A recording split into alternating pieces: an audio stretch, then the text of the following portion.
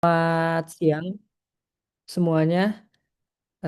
Saya akan coba untuk memulai sesi Zoom meeting ini ya, dikarenakan jika melihat peserta dan juga waktu yang memang sudah menunjukkan batasnya seperti itu. Ya, selamat siang semuanya.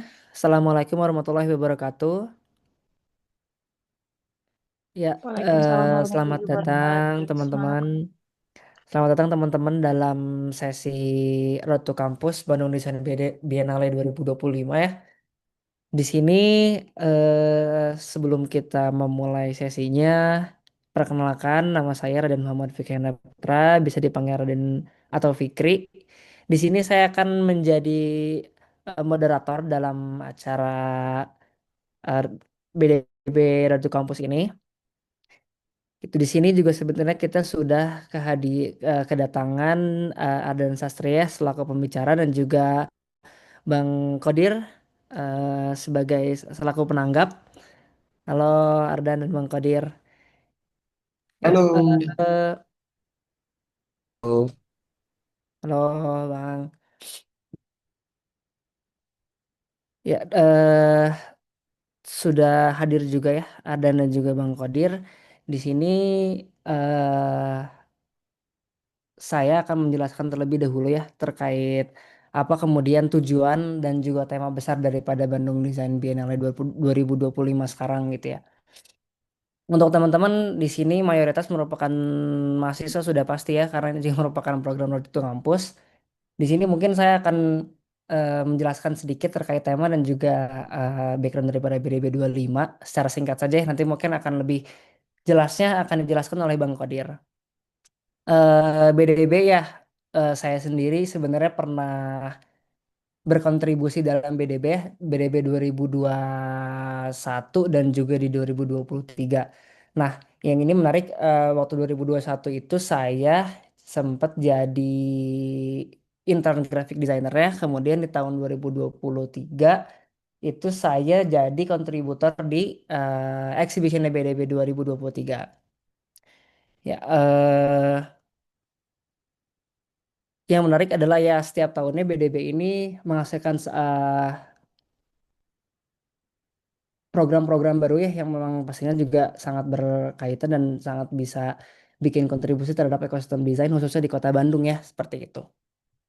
Nah ini mungkin saya akan menjelaskan dulu terkait tema BDB 25 ini yaitu adalah Archiving Innovation yang dimana sebenarnya di sini itu desain dipandang sebagai sebuah tidak hanya sebuah proses yang menghasilkan satu inovasi dan menyelesaikan satu masalah ya gitu. Mungkin di sini teman-teman mahasiswa itu memahami desain dan juga mungkin tidak sedikit ya teman-teman mahasiswa DKVUP yang masih menganggap desain itu kita solving problems terus juga menghasilkan sebuah inovasi dan berkaitan sama output ya karena mungkin di sini teman-teman DKV UPI ini DKV ya pasti sangat berkaitan sama outputnya komunikasi visual ya. Mungkin di sini misalkan banyak yang tahu misalkan desain itu outputnya adalah logo terus juga menghasilkan animasi, menghasilkan motion ya betul gitu. Tapi di sini di BDB 25 ini desain diambil atau dipandang dari perspektif yang lebih major gitu. Desain dipandang sebagai sebuah proses kreatif kolektif ya, yang dimana tidak hanya menghasilkan sebuah artefak, tapi juga desain menghasilkan satu budaya ya, yang dimana kalau misalkan kita melihat lagi desain lebih luasnya sistem atau peraturan atau kebiasaan yang memang kita lakukan sehari-hari, kebiasaan teman-teman di kampus juga legacy gitu ya, kayak ya kebudayaan memang teman-teman rasakan di kampus itu merupakan bagian dari desain gitu sebenarnya. Entah itu desain yang memang sudah dirancang di awal ya, ya kayak peraturan dan lain peraturan tertulis seperti itu ya yang mendesain sebuah sistem ataupun peraturan-peraturan atau kebudayaan yang tidak tertulis gitu yang memang turun temurun dari cutting teman-teman seperti itu. Nah, kemudian kita akan berbicara terkait Bandung ya, karena juga ini memang Bandung Design Biennale yang dimana sebenarnya Bandung jadi satu, eh, kita sepakat Bandung menjadi satu poin utama pembahasan kita dalam pembahasan kali ini ya gitu. Yang dimana Bandung ini dinobatkan sebagai kota desain oleh UNESCO, yang dimana Bandung ini dengan adanya gelar tersebut ya memperhatikan bahwa ekosistem desain itu sangat berkembang di sini gitu ya. Dan itu juga kita tuh bisa berbangga dan juga bisa jadi satu tanggung jawab besar ya bagi kita, yang dimana sebenarnya kita bangga bahwa ternyata dunia ini berhasil untuk melihat kita sebagai satu kota ya di Indonesia gitu, yang memang cukup berkontribusi bagi perkembangan desain di dunia global gitu. Dan ini juga jadi beban untuk akhirnya bagaimana kita harus terus-terusan membantu atau memperlihatkan kita sebagai masyarakat Kota Bandung untuk memperlihatkan bahwa kita ini dapat andil dalam perkembangan desain global gitu, seperti itu. Dan khususnya di sini di BDB lima ini evolusi desain dipahami sebagai sebuah arsip hidup ya. Nanti juga Ardan dan juga Bang Uda juga akan membahas terkait bagaimana kemudian arsip hidup dipandang dalam BDB lima ini, seperti itu. Yang dimana sebenarnya kalau misalkan kita melihat arsip hidup ya bukan merupakan arsip yang memang sifatnya diem ya, kayak misalkan contohnya itu Kota Bandung seperti itu, kayak ya terus-terusan berkembang, terus-terusan menghasilkan sesuatu yang baru gitu ya, bukan satu arsip yang memang hanya diam saja seperti itu.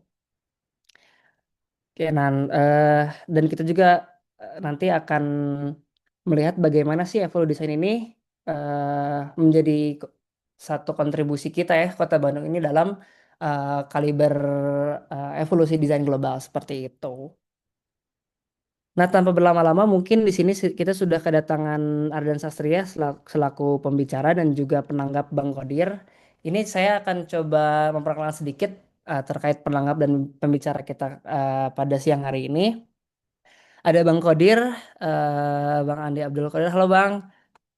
Ya, halo, halo semua teman. Bang Qadir sebagai penanggap. Bang Qadir ini merupakan owner daripada Tujuh Semesta Creative Space, kemudian Creative Director di Archetype ya, dan juga inisiator dari Karasa Bandung.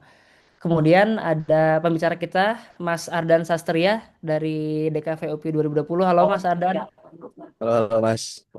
Halo, ya Mas Ardan ini pernah menjadi graphic designer di Design Bureau pada tahun 2023.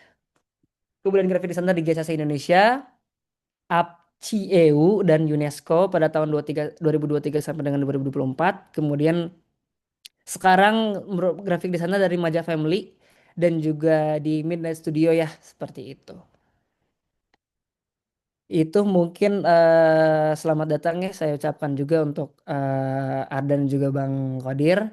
Dan juga pada teman-teman ya yang sudah hadir di sini. Mungkin tanpa berlama-lama mungkin saya akan persilahkan untuk sesi ini dimulai dari Bang Qadir dulu untuk memberikan pemaparan terkait BDB lima ini gitu, dan kemudian nanti setelah Bang Qadir akan ada penjelasan materi dari Kang Ardan, seperti itu. Untuk Ya, waktu dan tempat saya persilahkan Bang Kodir. ya, mungkin boleh saya dibantu izin share screen PPT Bandung Design Biennale. Oke, boleh Bang, untuk Namira selaku moderator boleh langsung ditampilkan. Oke, sambil kita menunggu, halo teman-teman semua, teman-teman rekan-rekan mahasiswa, Mas Ardan, halo, salam kenal. Kang Irfan, ada Mas Bima juga di sini, dan rekan-rekan semua BDB. Semangat ya, Hamin berapa ini? Hamin 8, Hamin. Oke, ya teman-teman, mungkin saya berkenalan dulu sedikit gitu ya. Perkenalkan, nama saya Kodir, panggilan memang saya dipanggil Bang Kodir. Profesi saya dari desain studio. Saya punya salah satu desain studio namanya Tujuh Semesta Creative Space. Lalu saya sedang mendevelop sebuah pameran interaktif dari tahun 2019 namanya Archetype, yaitu pameran interaktif di mana kita berkolaborasi multidisiplin dengan psikologi dan multimedia. Mungkin sambil menunggu share screen-nya, saya mungkin akan cerita sedikit bahwa BDB kali ini adalah momen penting karena memang kita sebagai desainer sudah mulai banyak bermunculan di Kota Bandung. Lalu poin pentingnya adalah bagaimana sih sebenarnya kita bisa menjaga pengetahuan-pengetahuan ini, bisa mendevelop, bisa mengembangkan untuk kota kita gitu ya. Jadi kalau saya sebut Bandung itu nggak pernah diem dan memang cukup terkenal di kota lain bahkan di dunia internasional. Kita adalah kota yang tidak pernah diam, kita adalah kota yang sangat kaya dengan inovasi melalui pemikiran-pemikiran manusianya. Jadi yang luar biasanya di desain kita, bedanya dari yang lain adalah bahwa kita hidup karena pemikiran kita. Kita hidup dan bisa menghidupkan kotanya itu karena pemikiran-pemikiran kita. Dan di sini ini jadi poin penting. Ini mungkin saya sambil sambil scanning ya. Nanti mungkin mohon kalau misalnya ini dilanjut aja. Ini stop dulu di sini. Jadi BDB ini sebenarnya ini salah satu yang menjadi momentum penting ya untuk Kota Bandung sebagai tadi mungkin sudah dijelaskan sebagai Bandung kota desain yang buat kita bahwa Bandung ini hidup karena manusianya. Bandung itu hidup karena hubungan antar manusianya, bagaimana satu sama lain itu saling bisa terhubung, saling bisa berkolaborasi, saling bisa bersinergi, dan semuanya mencoba menyelesaikan dan mengkritisi masalah kotanya. Ini yang paling menarik bahwa kita sebagai desainer itu tidak cuma sebatas membuat sesuatu sebagai output, tapi sebenarnya kita bergerak untuk menciptakan sebuah dampak dan dampak itu bagaimana berdampak ke kotanya. Jadi luar biasanya bahwa desain Bandung itu berbeda dari apa yang mungkin perhelatan di kota-kota lain yang dilaksanakan. Nah, di sini ini ada beberapa journey ya, perjalanan bahwa kita sudah melewati berbagai tema Bandung Design Biennale dari tahun ke tahun. Yang terakhir kalau teman-teman mungkin sempat hadir dengan tema sekitar, ini juga luar biasa bahwa bagaimana isu-isu sekitar ini juga menjadi sebuah insight-insight menarik, gagasan-gagasan menarik bagaimana si inovasi dan desain itu hadir. Jadi bagaimana sih sebenarnya peran komunitas, bagaimana peran ya, institusi, organisasi, dan kumpulan-kumpulan kolektif anak-anak muda desain itu menyelesaikan sebuah permasalahan. Ya, ini yang sebenarnya juga perlu kita jelaskan bahwa peran desainer ini teman-teman sudah jadi meluas ya. Yang dulunya mungkin kita sebagai desainer adalah seorang yang membuat sebuah kreasi gitu ya, sebuah gagasan ide dalam bentuk output atau objek. Tapi saat ini desainer punya peran untuk membangun sebuah sistem, punya strategi. Bagaimana kita benar-benar ada di fase yang memang kalau buat saya ini sebagai puncaknya, bahwa desainer itu punya peran penting yang nggak cuma disepelekan sebagai support system, tapi benar-benar dia yang merancang sistem. Ini terjadi dari perjalanan kota yang memang ternyata peran desainer ini di sangat-sangat penting. Boleh lanjut? Ini suara hujan atau suara saya masih cukup terdengar nggak ya? Di sini soalnya hujannya cukup besar. Aman? Masih jelas Bang Oke, Kadir, aman. siap, siap, siap. Sorry ya kalau ada suara-suara noise ini hujan. Oke, nah archiving the innovation ini jadi salah satu tema BBB kali ini karena kita melihat bahwa archiving ini juga bukan hanya sebatas arsip dalam bentuk fisik ya, tapi bagaimana sih sebenarnya peran kita dalam pengetahuan itu sangat berpengaruh di kota-kota yang lain. Kita adalah sebagai sumber inspirasi bagi semua orang di kota-kota lain dan kita menjadi magnet sebuah pergerakan pemikiran desainer yang memang akhirnya benar-benar memberikan dampak pada kotanya. Nah, ini yang buat kita menjadi menarik dan tema ini sangat dekat dengan tema-tema keseharian masyarakat desain ya di Kota Bandung. Dan buat kita ini tidak hanya sebatas sebagai hanya menciptakan sebuah arsip lembaran, tapi ini kita menciptakan sebuah peradaban. Boleh lanjut? Boleh di next. Nah, Bandung Design Biennale kali ini cukup menarik dan cukup seru karena memang di beberapa kegiatannya itu kita memang memiliki beberapa program yang masing-masing punya fokus dan keunggulan masing-masing. Tapi intinya adalah bagaimana sih sebenarnya kita menjadikan Bandung Design Biennale ini sebagai ruang-ruang kolektif di mana teman-teman yang nanti akan hadir ke BDB, teman-teman akan memahami bagaimana sih sebenarnya spektrum desain di Kota Bandung dan bahwa Bandung itu menciptakan varian-varian disiplin-disiplin yang mungkin jadi hal-hal baru yang nantinya akan menjadi insight menarik atau potensi teman-teman di masa depan. Ini ada beberapa pergerakan yang mungkin nggak cuma skala Bandung, tapi benar-benar skalanya bahkan internasional. Salah satunya adalah Bandung Lights. Jadi Bandung Lights ini juga salah satu yang memang berawal dari sebuah gerakan event kecil, tapi ya lambat laun menjadi event kota. Ini luar biasa karena di sini teman-teman akan menyaksikan bagaimana proses-proses kreatif dihadirkan melalui beberapa seniman, beberapa desainer yang ikut terlibat ke dalam berkreasi di dalam merespon ruang dan bangunan. Jadi dengan tema menata gelap. Lalu kita juga akan ada kegiatan namanya Design Archive, di mana di sini kita akan menyajikan dua pameran sekaligus, yaitu pameran archetype, di mana kami yang memang mencoba menginisiasi dan ada pameran dari Arsip Firmansyah, di mana ini juga seniman yang sangat luar biasa yang bisa yang mempunyai latar belakang desain gitu ya, hingga akhirnya dia bisa terjun ke ranah seni yang kalau buat saya ini menjadi sangat sangat terbukti bahwa desainer itu bisa lintas media, lintas disiplin, dan bahkan bisa jadi lintas ruang gitu ya. Nah, desain archive ini kita akan menyajikan sebuah pameran archetype, di mana kalau teman-teman belum menghadiri pamerannya, mungkin bisa googling juga namanya archetype. Ini adalah sebuah pameran di mana kita tidak menyajikan sebuah karya, tapi bagaimana sebenarnya kita melibatkan si pengunjung sebagai objek dari cerita perjalanan pameran. Jadi teman-teman di pameran ini, teman-teman akan mencoba menjelajahi dirinya teman-teman dan akan memahami kira-kira teman-teman akan ada di spektrum desain yang mana.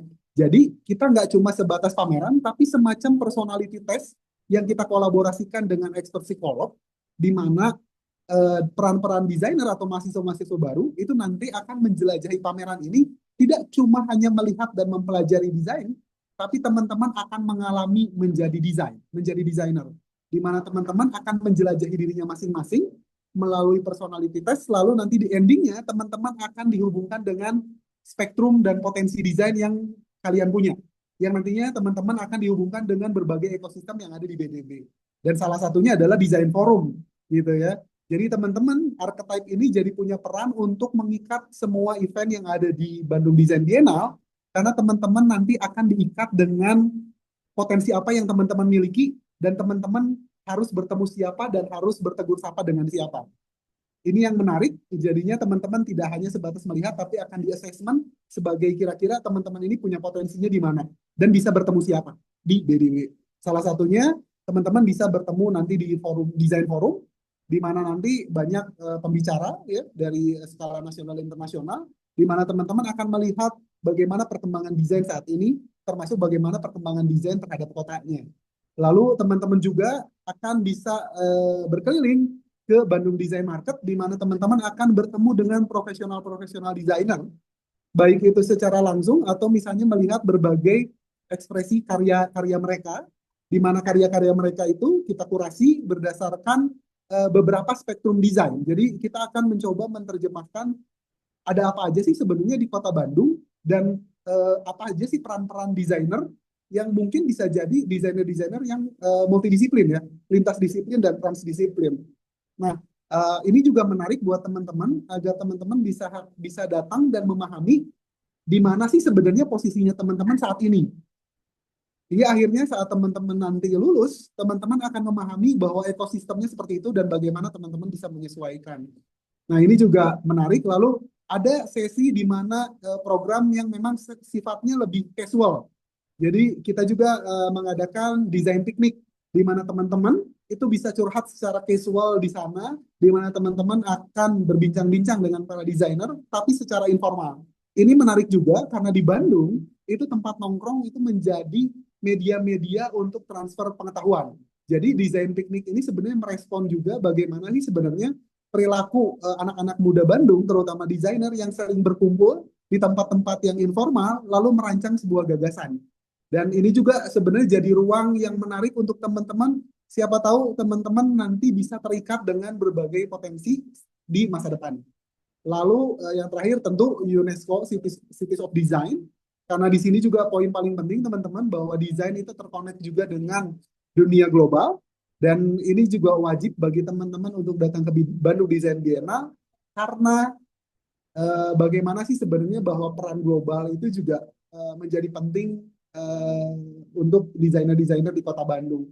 Dan ini juga salah satu kebanggaan kita karena kita adalah sebagai kota desain, jadi teman-teman harus memahami bagaimana sih sebenarnya Bandung ini dinobatkan sebagai kota desain ini sebagai prinsipnya apa gitu. Hingga akhirnya teman-teman suatu saat di masa depan akan terlibat di dalam ekosistem tersebut. Gitu kira-kira. Lanjut. Ya, ini salah satu program-program kuncinya. Tadi sudah saya jelaskan, boleh lanjut. Nah, ini salah satunya ada Bandung Lights, lalu ada Design Forum, lalu ada ini menarik, ada Design Mart, di mana kita akan memperlihatkan spektrum dari desain, di mana sebenarnya banyak sekali potensi-potensi teman-teman mahasiswa ke depannya itu akan menjadi seperti apa. Bukan berarti sebagai graphic design itu bisa jadi pure teman-teman akan menjadi graphic design karena di dunia industrinya atau di dunia di ekosistemnya itu benar-benar sangat lintas disiplin. Jadi teman-teman akan sangat harus bisa terbuka dengan bidang-bidang lain di mana teman-teman tidak hanya mengeluarkan sebagai output sebagai graphic designer, tapi pemikiran graphic designer yang dilibatkan ke dalam berbagai bidang-bidang lain. Salah satunya mungkin perhiasan, sepatu, dan lain sebagainya. Lalu ini salah satu kegiatannya, Lembah Riang. Ini teman-teman ini bisa hadir di sini juga, di mana teman-teman yang tidak suka formal gitu ya, teman-teman bisa menghadiri area-area visual seperti ini, karena di sini juga kita akan berbagi, sharing pengetahuan tentang bagaimana profesi desain hadir dan bagaimana sih sebenarnya ekosistem ini sangat-sangat potensial untuk teman-teman di masa depan. Lanjut. Nah, ini UNESCO Cities of Design ini juga nanti akan banyak sekali teman-teman dari skala internasional yang mungkin nanti bisa jadi potensi untuk teman-teman untuk terlibat berkolaborasi melakukan residensi ke negara-negara lain. Ini juga penting untuk teman-teman bisa unjuk gigi dan bisa berdiskusi langsung dengan apa orang-orang hebat nanti. Lalu saya sarankan teman-teman juga jangan lupa membawa kartu nama atau membawa identitas untuk kita bisa saling bertukar informasi, bertukar pengalaman, dan terhubung satu sama lain.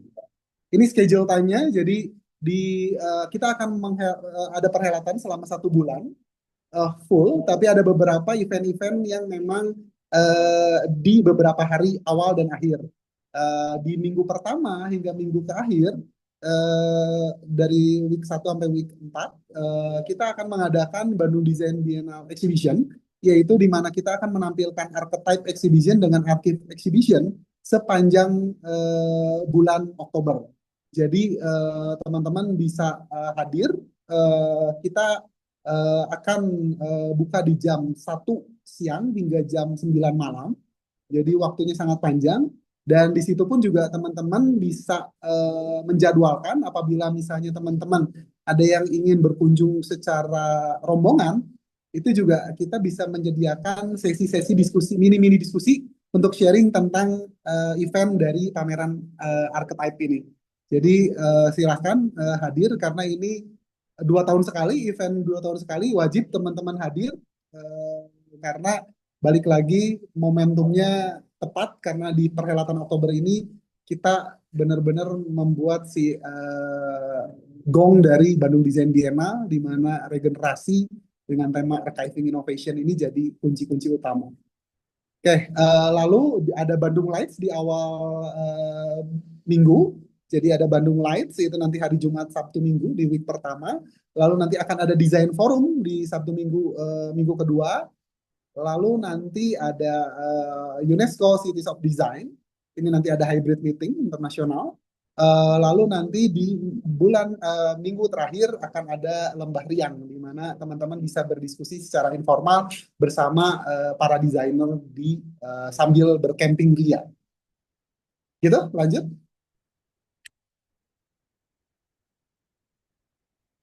boleh di next ya. Ini beberapa area yang kita gunakan dan menariknya adalah desain di Bandung itu terkenal merespon sebuah ruang. Jadi teman-teman wajib datang karena teman-teman tidak cuma hanya menghadiri sebuah event, tapi teman-teman akan melihat bagaimana para desainer merespon sebuah ruang.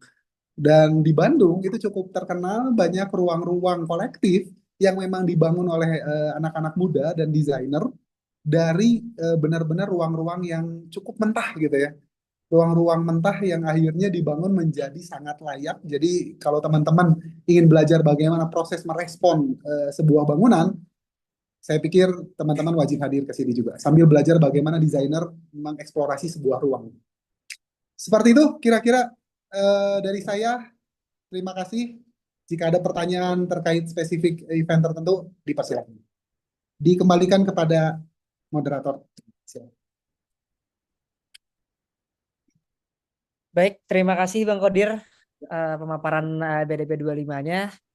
Cukup jelas ya untuk teman-teman, tadi sudah jelaskan juga di Bang Kodir BDP 25 ini banyak penambahan kegiatan yang cukup beragam ya. Tadi juga sudah dijelaskan dari mulai flow-nya tadi Bandung Lights ya sebagai main pembuka BDP 25, kemudian juga ada forum, ada juga ya banyak, maksudnya semua sektor yang memang kita butuhkan sebagai desainer itu ada ya, kayak tadi forumnya ada, pamerannya ada, terus juga diskursusnya ada gitu.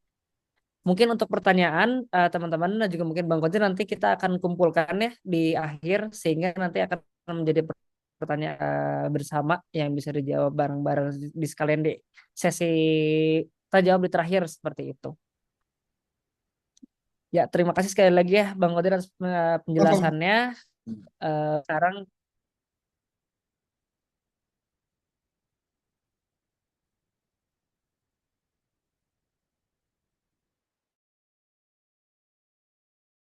masuk sesi pemaparan dari Ardan Sastria ya.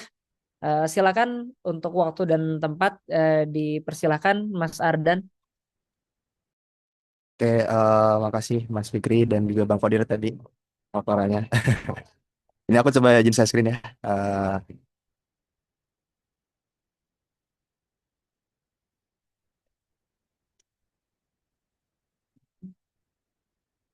Nah, udah muncul belum ya?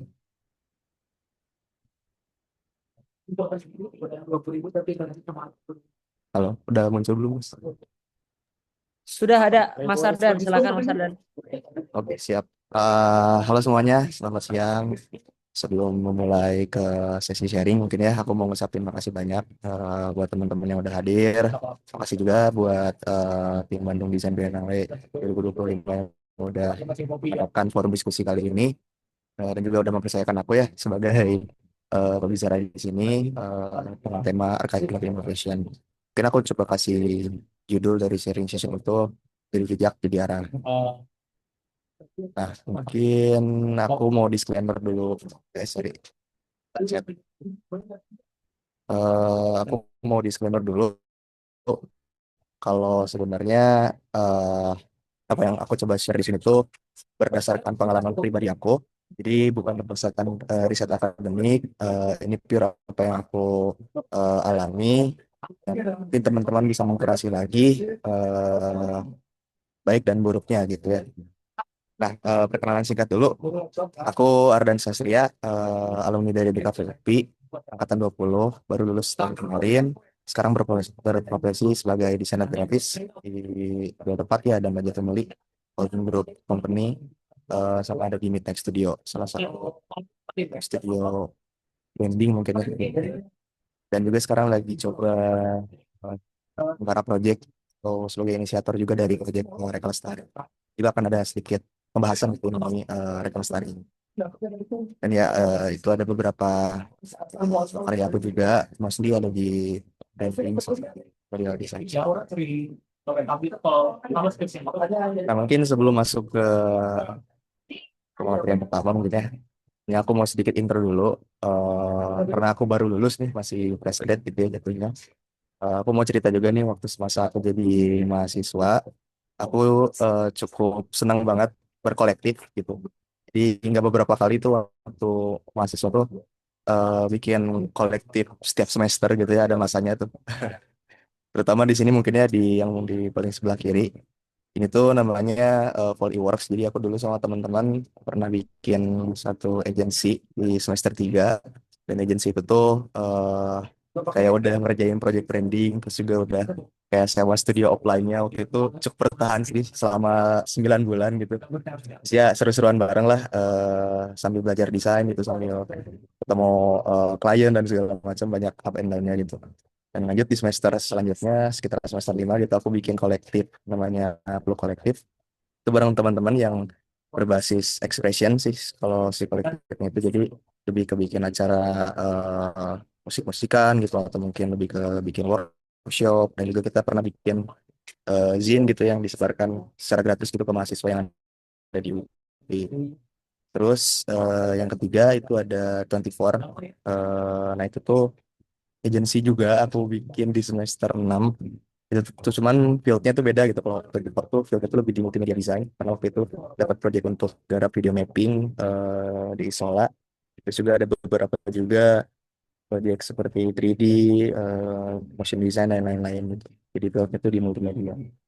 Dan beranjak ke semester akhir, aku coba sempat join Bandung Design Family. Waktu itu dipandu juga ya bareng tim dari ADGI Bandung, yang akhirnya sampai sekarang mungkin teman-teman juga familiar gitu ya dengan BDF ini, dan kita juga sampai sekarang masih suka ada acara eh, sharing session gitu ya bareng teman-teman, baik itu membahas tugas akhir atau ya program-program yang akan kita support. Dan yang terakhir ini yang masih baru banget, aku lagi coba bikin kolektif bareng teman-teman yang ketemu di BDF, mau bikin eh lebih ke tangible items, kayak produk yang fungsinya tuh hanya untuk estetika aja gitu, lucu-lucuan. Nah, nama kolektifnya tuh FN Button. Nah, mungkin itu intro beberapa, mungkin bisa disebut inovasi juga gitu ya, yang aku kerjain bareng teman-teman, yang dimana mengisi masa-masa kuliah aku jadi lebih seru aja gitu, lebih banyak aktivitasnya. Dan itu mungkin nge-bridge juga ya ke salah satu proyek inisiasi aku sendiri, yaitu Reka Lestari. Jadi mungkin aku coba sedikit jelasin. Reka Lestari itu awalnya itu dari tugas akhir aku. Inspirasinya banyak banget. Kayak pengen bikin salah satu karya yang memang bisa berkelanjutan, yang gak cuma berhenti di tugas akhir doang. Dan aku pun waktu itu risetnya juga cukup mendalam gitu ya. Ada wawancara ke berbagai ahli gitu juga. Ada juga kayak baca-baca jurnalnya gitu. Nah awalnya tuh Reka Lestari ini tuh eh ya hanya tugas akhir aja, dan gak nyangka gitu sampai akhirnya sekarang udah pernah dapat kesempatan untuk berpameran di 5 kota dan di 5 titik gitu ya.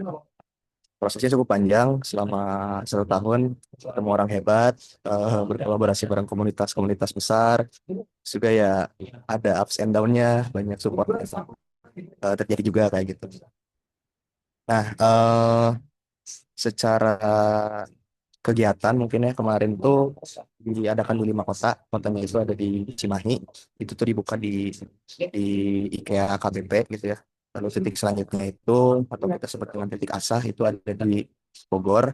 Kita juga disupport sama komunitas Bogor Illustrator Hub dan juga Bogor Historical Walk. Jadi banyak yang ikut andil juga gitu dalam perencanaannya. Terus yang titik ketiga, titik AC itu ada di Bekasi, di House Point, itu juga disupport ya sama Kedung. 4 itu ada di Sukabumi.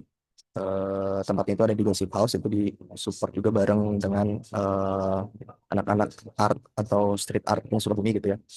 Terus juga yang terakhir ditutup di Urbane gitu di Bandung. Nah ini mungkin lebih banyak lagi komunitasnya yang coba ngebantu gitu, yang support, terutama komunitas yang kemarin-kemarin udah ngebantu itu ikut andil lagi, kayak ikut nge-sharing kegiatannya, terus juga ikut meramaikan, datang juga gitu ke tempat acara, bahkan sampai ada yang ikut jadi panelis gitu ya dalam dalam sesi diskusi gitu. Nah ini sedikit dokumentasi karya yang dipajang ya. Jadi karyanya itu tuh setiap karya yang ada di sini itu hasil dari submit beberapa komunitas gitu ya. Dan ya ada sekitar 35 karya yang coba aku display. Sebenarnya karyanya itu lebih dari 35, cuman ada proses kurasi dan juga keterbatasan ruang, jadi ya cuma dapat display itu 35 karya. Nah, mungkin ini yang jadi pertanyaan juga sih gitu, kayak apa sih trigger awalnya gitu untuk bikin project Recall Study ini, terus juga apa sih yang melandasi gitu sampai aku bikin Recall Study ini. Nah, sebenarnya awalnya itu perenungan aku waktu jadi mahasiswa sih. Kayak awal-awal mengenal desain tuh ya di semester semester awal gitu. Lebih ke pertanyaan itu sejauh apa sih gitu ya profesi desain, karena konteksnya aku desainer grafis gitu ya. Sejauh apa gitu profesi desainer grafis bisa bertanggung jawab nanti ke depannya gitu. Karena kan aku juga maksudnya sebagai sarjana tuh pasti ada ilmu yang aku bawa juga gitu. Kalau kan itu hanya menjadi alat untuk yang mungkin mencari kapital aja gitu, tapi sebenarnya aku pengen ini tuh lebih bermanfaat lagi gitu.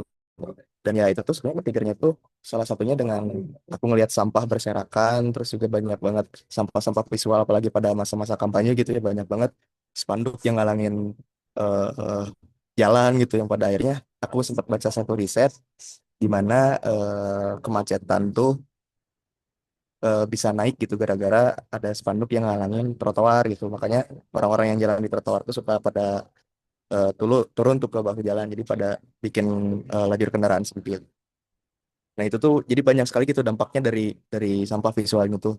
Dan akhirnya ya eh, pada saat itu aku mengambil kesimpulan kalau keilmuan yang aku pelajarin itu sebenarnya gak, gak apa ya, kayak nggak terlalu banyak manfaat yang bisa aku cari. Sampai akhirnya ya aku pernah berpikir bahwasannya ya eh, waktu itu pada masa itu desain tuh hanya digunakan untuk alat kapitalisme aja gitu, kayak bikin ya mungkin kayak branding atau advertising gitu ya, kayak bikin suatu brand itu kelihatan lebih bagus, terus kayak produknya itu seakan-akan dibutuhkan padahal sebenarnya itu orang-orang tuh nggak terlalu butuh.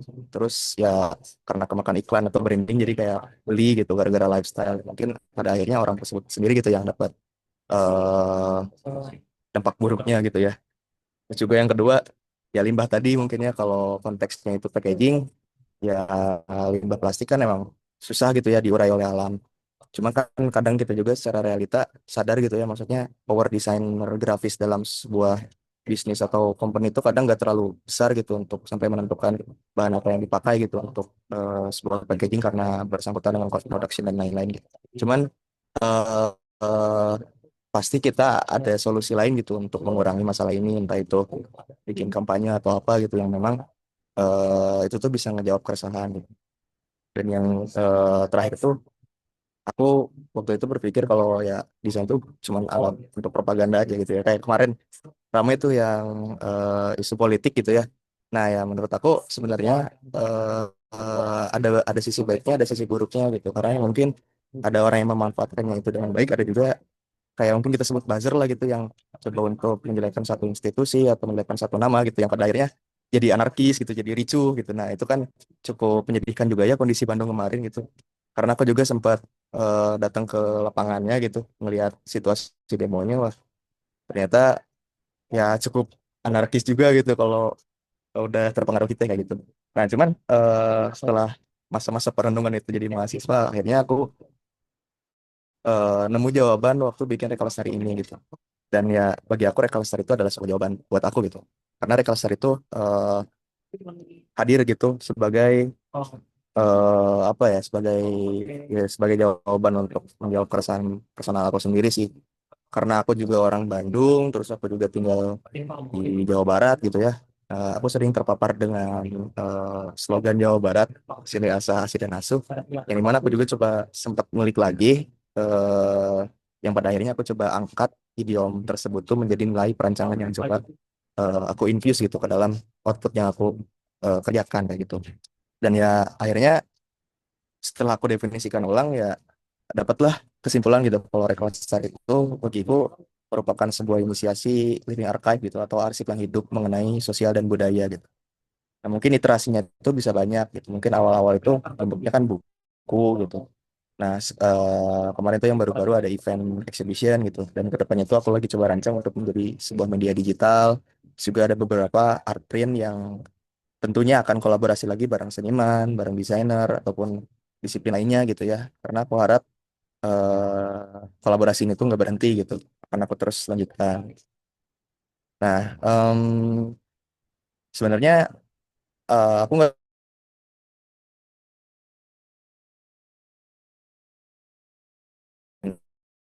usah asi dan asu gitu sih gitu yang meneliti tentang ini. Cuman aku sharing pengalaman aku pribadi dan yang aku dapatkan yaitu mengenai silih asah itu sendiri ya, berbicara tentang mengasah gitu ya. Dan ya menurutku silih asah itu ya adalah proses belajar, proses bertukar ilmu gitu, terus membuka wawasan yang baru juga. Dan mungkin kalau ini dijadikan sebuah output di Recall Study gitu, nantinya itu akan menjadi sebuah artikel gitu atau sebuah insight dari para ahli gitu untuk aku coba share lagi entah itu di websitenya nanti atau mungkin di Instagramnya gitu yang dimana ya mengkampanyekan aja gitu ya. Nah yang kedua tuh silih asih. Nah kalau menurutku silih asih itu ya gak jauh dari kata mengasihi sih gitu. Jadi saling memberi kasih terus juga mengapresiasi karya gitu ya, terus juga ya empati udah tentu. Nah kalau ini ditranslasikan menjadi output dari Kalestari sih mungkin kedepannya akan ada reviewing karya dari seniman atau desainer gitu yang buat karya yang dimana nanti kita ada sesi diskusi mengenai karyanya gitu, terus kita juga bisa dapat insight mengenai dampak apa dari yang dihasilkan dari karya itu gitu, terus juga ada rekomendasi-rekomendasi yang bisa diambil mungkin ya dalam nanti mungkin perancangannya gitu. Terus juga yang terakhir ada silih asuh. Nah, mungkin kalau ini ya saling mengasuh gitu ya. Dan ya bagiku silih asuh ini tuh bisa iterasikan melalui memberikan ruang ekspresi gitu ya. Entah itu bisa event, entah itu aktivasi ataupun nanti mungkin kedepannya kalau udah established tuh bisa ada program mentorship gitu ya. Semoga gitu ke depannya. Nah, bagi aku ketiga poin itu adalah sebuah nilai dan nilai ini tuh pasti menghasilkan sebuah output gitu. Karena ketika nilai itu diterjemahkan menjadi sebuah praktik, baik apapun itu medianya gitu, mau itu seni, mau itu desain ataupun mungkin sastra gitu atau yang lain-lain gitu ya. Nah, itu tuh menjelma jadi wujud yang nyata gitu. Dan wujud yang nyata ini tuh aku anggap sebagai arsip hidup. Jadi bagiku arsip hidup tuh bukan tentang karyanya aja gitu. Tapi arsip hidup tuh ya merekam seluruh prosesnya gitu. Kayak merekam pertemuan dengan orang-orang hebat gitu. Terus juga bertukar pikirannya. Terus juga ada proses susah dan senangnya gitu dalam pembuatannya. Dan juga gak jauh penting itu dari nilai yang coba kita sampaikan gitu. Apa yang coba kita bawa gitu dari karya kita gitu. Mungkin statement gitu ya. Nah ya yang pada akhirnya aku punya kesimpulan kalau desain tuh bagi aku tuh adalah sebuah arsip hidup gitu. Nah ini mungkin ada sedikit cuplikan.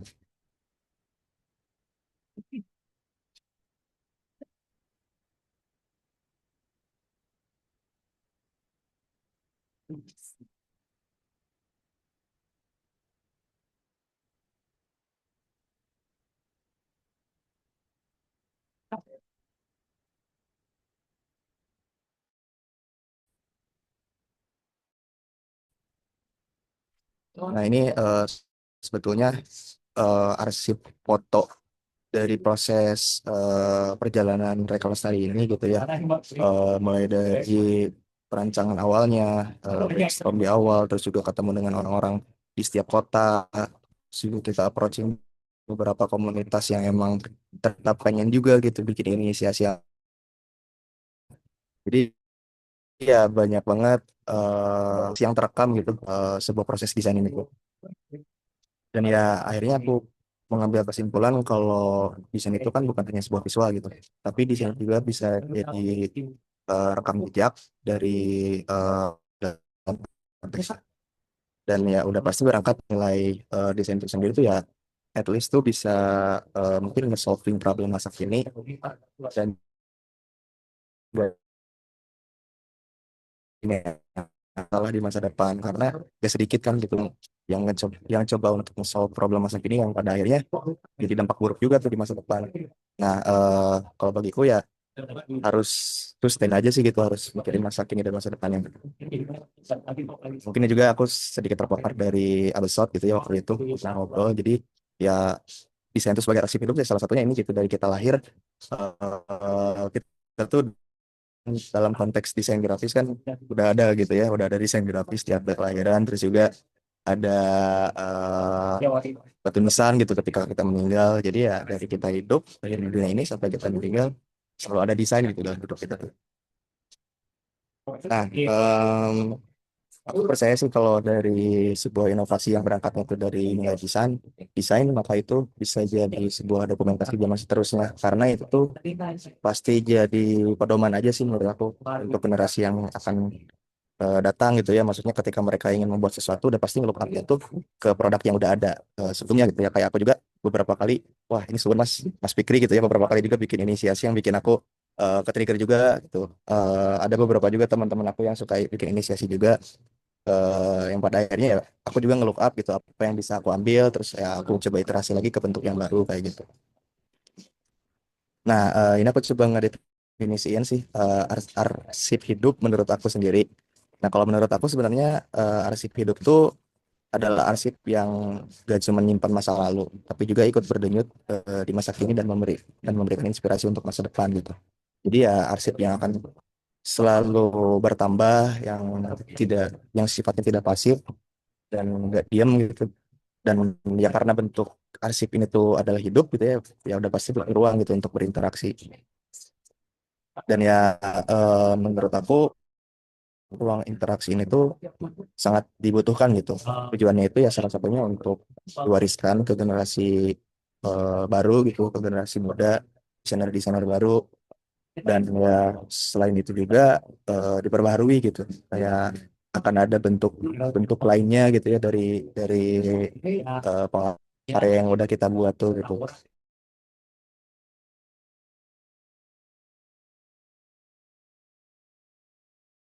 Lintas generasi dan juga lintas disiplin.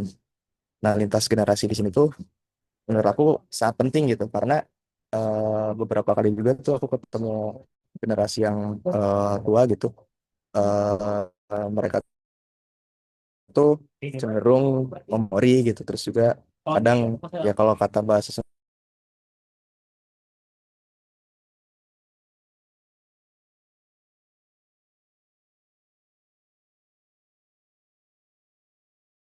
kebijaksanaan yang muncul dan akhirnya kita kayak ngeh gitu oh ternyata karena mereka udah mengalami terus kita ngasih tahu kayak gini tuh ya cukup ngebantu banget lah gitu untuk aku dalam proses perancangannya. Dan ya kalau generasi mudanya itu lebih keep up aja sih sama teknologi gitu sama zaman, jadi keduanya tuh harus saling bertemu sehingga membentuk inovasi yang baru gitu. Apalagi kan ya generasi muda sekarang terpapar teknologi tiap hari gitu ya dengan percepatan industri ini kayak ada yang mungkin sekarang AI udah ngeperbaruin lagi tuh kayak di ChatGPT atau di Gemini itu udah bisa nge-generate image yang oke banget gitu, apalagi kalau mau ilustrasi terus ya kita tinggal tracing-tracing kayak gitu-gitu. Nah, menurut aku itu tuh bisa jadi inovasi baru sih kalau kalau diskusi lintas generasi itu sering terjadi gitu ya, dan udah pasti ya kita bisa keep up juga sih sama zamannya gitu ya. Nah, kalau lintas disiplin ini sih yang aku rasain eh memperkaya kita aja sih, memperkaya knowledge kita dan coba ngebuka blind spot yang selama ini kita nggak pernah lirik gitu. Karena kan kalau diskusinya ke sesama desainer grafis gitu, apalagi yang sama gitu profesinya, ya kadang kita tuh punya sudut pandang yang sama gitu mengenai satu hal. Dan ya menurut aku penting banget sih kalau ngobrol sama orang yang non desainer gitu, apalagi ya masyarakat umum random gitu sama bapak-bapak atau sama siapa gitu di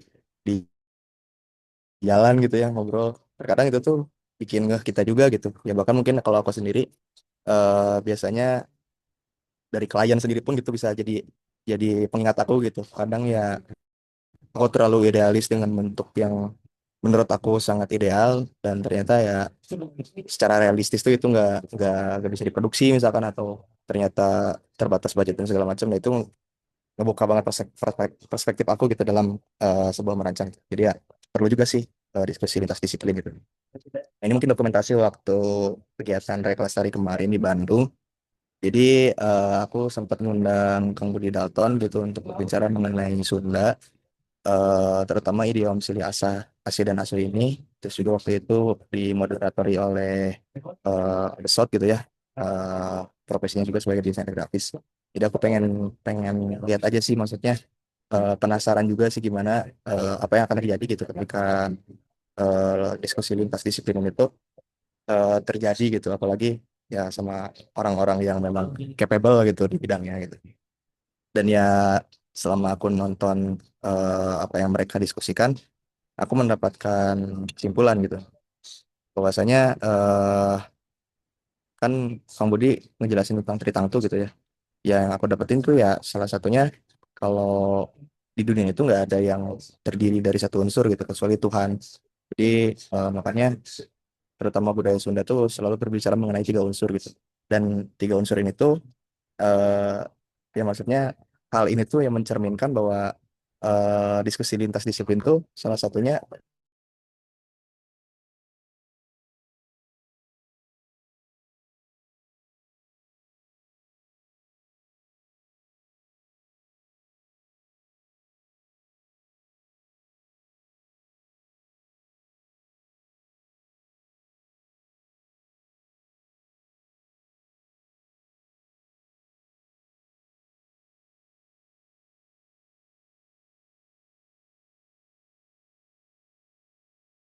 dengan kita saling berbagi tuh dengan kita saling berbagi dan berkolaborasi tuh ya bisa menghasilkan sebuah arsip yang hidup yang nggak cuma berdiri sendiri tapi merekam banyak kejadian yang tadi aku coba sempat mention juga, dan itu tuh rasanya lebih seru aja sih gitu ketika prosesnya itu banyak yang terlibat gitu ya, banyak tukar pikiran.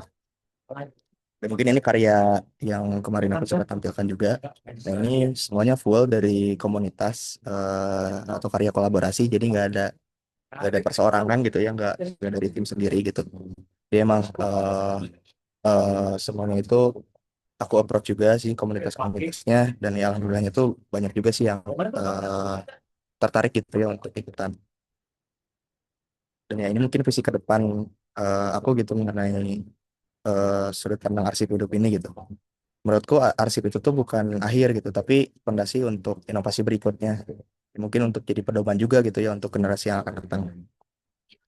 Pada akhirnya ya eh, setiap karya yang terdokumentasi itu bisa jadi referensi gitu ya, bisa jadi inspirasi ya kayak aku tadi mungkinnya terinspirasi dari lingkungan aku, dari teman-teman aku yang sampai akhirnya bisa bikin event Reka Lestari kemarin, terus bisa bikin buku Reka Lestari gitu, dan mungkin entah media apa lagi yang nanti akan aku coba bikin yang pada akhirnya mah ya aku juga ngelihat dari orang-orang di sekitar aku gitu.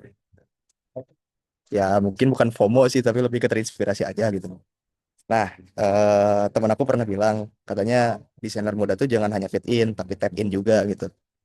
Nah, ini menarik banget gitu dia bilang kayak gitu karena ya dia ngerasa banyak banget yang ngerasa fit in doang gitu, bukan tap in. Mungkin bedanya gitu ya kalau menurut dia tuh, kalau fit in tuh ya cuma sebatas ngerti tren gitu atau ngerti industri yang terjadi kayak gaul gitu, tapi ya nggak ikutan ke industrinya gitu, nggak terjun. Nah, kalau tap in tuh ya ikutan menyambungkan diri gitu dengan ekosistemnya, terus ikut juga berkontribusi dengan industri ini juga gitu. Ya mungkin ini sedikit klise juga sih gitu ya, karena ya gak semua mungkin mau tap in juga kurang tahu, tapi ya aku cukup suka sih dengan quotes yang dia berikan gitu ya, kalau ya di sana muda tuh jangan hanya fit in tapi harus juga tap in. Nah, mungkin summary-nya gitu ya dari aku, intinya desain itu merupakan sebuah alat untuk berinovasi. Nah, inovasi itu adalah sebuah arsip yang hidup, yang kelak akan menjadi fondasi inovasi berikutnya. Gitu. Jadi akan muter terus gitu. Kita bikin sesuatu, kita arsipin, ada yang terinspirasi bikin lagi, diarsipin lagi terus aja muter. Nah, ya jadi ya arsip hidup gitu. Menurut aku kayak gitu. Dan mungkin ada satu quotes juga yang pasti familiar banget gitu di teman-teman gitu ya, kayak katanya kan there is nothing new under the sun gitu. Nah, ini juga cukup membatasi aku dalam berkarya juga ya pada saat itu, kayak aduh nggak ada yang baru nih, ntar aku bikin sesuatu takut disangka plagiat gitu, atau wah nanti masuk mata Fanny gitu. Nah ya kayak gitu gitu tuh bikin bikin ada ketakutan gitu dalam berkarya.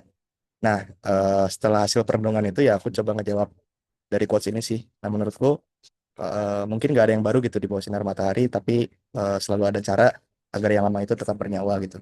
Jadi ya terus bikin sesuatu, mau itu mirip gitu atau mau itu kelihatan plagiat, ya yang penting bikin dulu aja. Karena eh, ketika kita bikin sesuatu tuh ya pasti bisa dievaluasi gitu, akan ada hasilnya. Daripada kita nggak bikin apa-apa yang nggak bisa kita evaluasi juga kayak gitu sih.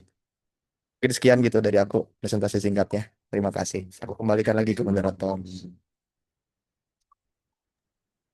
Ya, terima kasih banyak Kang Ardan atas pemaparannya ya. Ini materi yang memang sangat-sangat menginspirasi bagi teman-teman yang hadir di sini ya gitu. Mungkin sebelum kita masuk ke sesi selanjutnya, mungkin saya akan coba recap dulu tadi apa yang coba Kang Ardan sampaikan ya.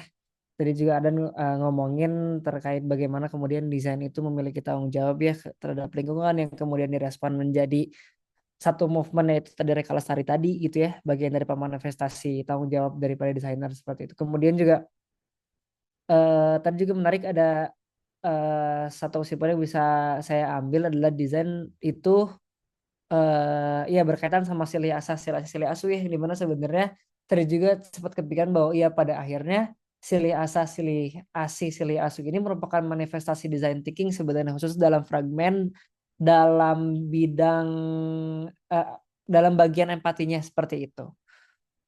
Terus juga tadi ngomongin terkait arsip hidup ya, sepakat juga yang dimana eh, arsip daripada desain juga bukan merupakan satu arsip tangible atau arsip arsip intangible yang berbentuk objek gitu ya, tapi juga bagaimana kemudian interaksi dalam proses mendesainnya, terus juga channeling baru orang dalam proses mendesain itu merupakan bagian daripada arsip hidup yang akan terus-terusan jadi cerita jadi satu pondasi untuk akhirnya bagi teman-teman dan kita sebagai audiens yang mendengar itu bisa diolah kembali seperti apa akhirnya arsip desain berbentuk interaksi yang memang sudah disampaikan oleh Mas Ardan gitu. Terus juga bagaimana tadi juga menarik ada ya tadi ya desainer atau individu gitu ya dan apapun di dunia ini tidak ada yang bisa berdiri sendiri ya, itu ditunjang dengan siapapun ya tadi zat yang bisa berdiri sendiri adalah zat ketuhanan seperti itu ya. Ya maka dari itu pentingnya kolaborasi di situ juga ditekankan tadi ya sama Mas Ardan supaya akhirnya ya tadi ya tidak ada yang bisa hidup sendiri terus akhirnya segala sesuatu pasti dibentuk dari sebuah gotong royong gitu ya, dari sebuah kolaborasi maka akhirnya mungkin kolaborasi jadi sesuatu yang ditekankan ya untuk teman-teman khususnya di sini teman-teman mahasiswa gitu. Terus juga tadi juga menarik ada desain merupakan alat untuk berinovasi betul ya sebagai medium untuk akhirnya kita bisa terus berinovasi.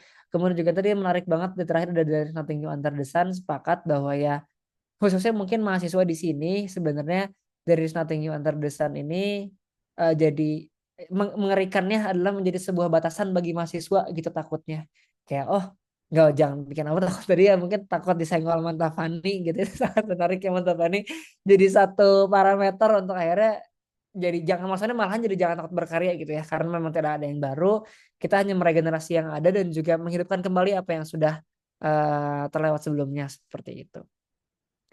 Itu mungkin sedikit konklusi dari saya sebelum masuk ke sesi pertanyaan. Mungkin dipersilakan untuk Bang Kodir sebagai penanggap sesi ini untuk menanggapi sesinya, Bang Kodir.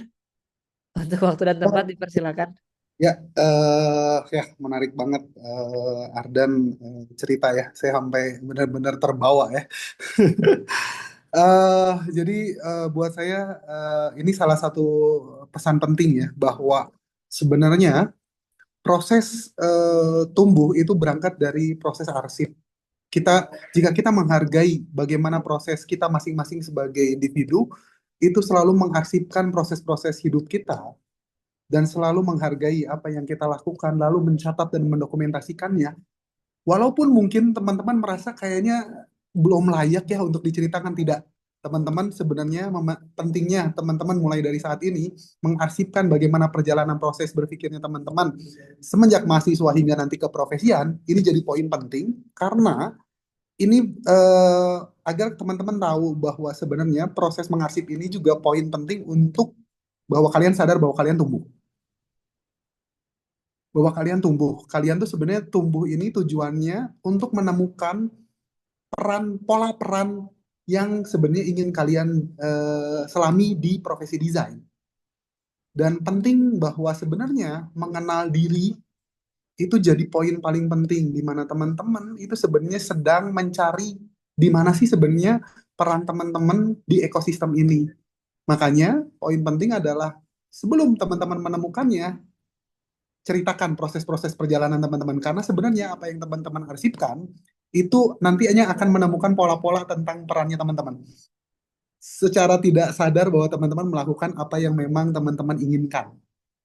Ya, ini menarik dan buat saya desain itu juga tidak hanya menciptakan sesuatu yang menarik, tapi namun menarik apapun untuk jadi manusia seutuhnya yang bertanggung jawab dan berdampak bagi sekitar. Jadi desainer tuh nggak cuma bikin sesuatu yang menarik loh, tapi kita punya tanggung jawab untuk menarik semua apapun yang kita lakukan untuk kembalikan lagi bahwa apa yang kita buat itu adalah untuk membangun kualitas hidup manusia. Seberapa besar teknologi yang ada di depan, kita harus tetap bisa narik itu apa dampaknya ke manusia dan apa manfaatnya untuk kita agar kita berperan maksimal. Jadi jangan sampai peran manusianya hilang dan tergantikan. Gitu ya. Gitu kira-kira tanggapan saya. Keren Mas Ardan. Kayaknya kita perlu bertemu offline untuk berkolaborasi ya. Let's Siap. go, Mas. Yo, siap, siap. Baik, Bang Kodir, terima kasih atas tanggapannya. Terus juga saya mungkin sedikit merangkum sedikit terkait dari tanggapan Bang Kodir terkait bagaimana nanti teman-teman di sini khususnya karena ini dalam rangkaian Ratu Kampus BDB 25 ya, di mana eh, apapun yang kita diskusikan di sini pasti berkaitan sama mahasiswa atau emerging designer ya, yang tadi mungkin Bang Kodir mention terkait bagaimana jangan akhirnya kita jangan kebingungan untuk gimana kebingungan untuk peran sebagai nanti ke depannya teman-teman di ekosistemnya, tapi juga bisa dimulai dari melihat apa arsip-arsip yang memang teman-teman sudah hasilkan gitu ya, yang kemudian dari arsip-arsip itu bisa menemukan polanya nanti yang memang membentuk teman-teman untuk mengarahkan teman-teman sebagai menjadi berkontribusi dalam bagian apa dalam ekosistem desain ini. Dan juga tadi ya desainer juga nanti ke depannya teman-teman tidak hanya membuat sesuatu yang menarik ya, yang menarik itu harus ya, tapi juga bagaimana kemudian efek membantunya terhadap lingkungan ini harus dipikirkan juga sampai dengan kaliber sejauh itu seperti itu. Itu mungkin untuk terima kasih tanggapannya Bang Kodir. Sekarang mungkin kita akan masuk sesi tanya jawab antara peserta, penanggap dan juga pembicara. Eh, untuk yang mau bertanya dipersilahkan untuk langsung raise hands ya, untuk lebih terorganisir siapa yang ngacung duluan, siapa yang akan bertanya duluan. Silakan.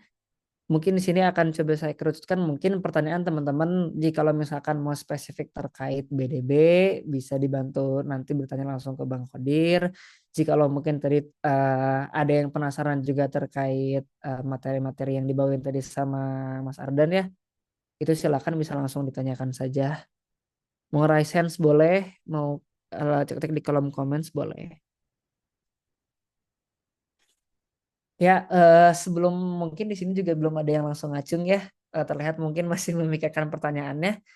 Mungkin akan saya yang akan mencoba bertanya duluan karena mungkin tadi ya karena tadi Bang Fajar mau mulai duluan, saya jadi ini sih Bang reflect ke belakang yang dimana 2019 itu saya sebagai apa sebagai hadirin aja gitu ya. Saya di 2019 melihat oh bagaimana BDB, mengenal BDB itu seperti apa.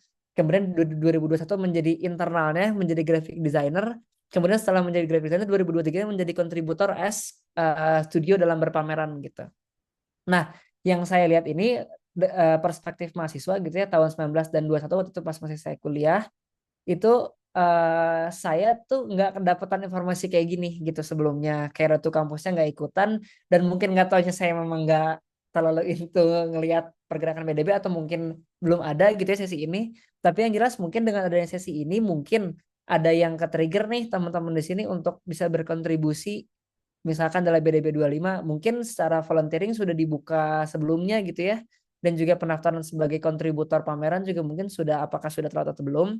Tapi saya pengen bertanya sih Bang, apakah masih possible apa atau apa tadi mungkin ya peran daripada mahasiswa ini atau di sini mungkin ada teman-teman komunitas atau studio gitu ya yang bisa berkontribusi dalam waktu yang memang yang sudah 1 minggu lagi ini nih? Kira-kira selain sebagai user, sebagai apa nih Bang? Kira-kira? Eh, Kalau buat saya peran paling penting buat mahasiswa ini kan sebenarnya networking ya, apalagi mahasiswa-mahasiswa semester akhir ya. Jadi kalau buat saya juga nyesal sih sebenarnya. Saya pernah diceritain salah satu rektor pada waktu saya masuk ke salah kampus gitu ya, masuk penerimaan kampus pertama kali jadi mahasiswa. Dia bilang bahwa saat kamu keluar, kamu minimal harus mengenal 1.000 orang.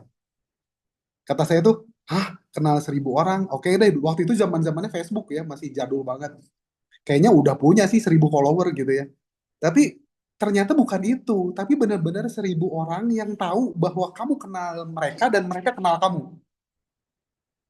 Jadi buat saya tuh ternyata, ya ampun, ternyata ini ya, selama perjalanan kita lupa bahwa proses kita menjadi mahasiswa itu bukan cuma mempelajari pengetahuan ya, tapi bagaimana sih sebenarnya yang paling sulit dalam fase dunia profesional itu adalah berkenalan, teman-teman. Saat ini saya profesinya di luar dari desain, saya jadi ketua RW di Gempol Sari.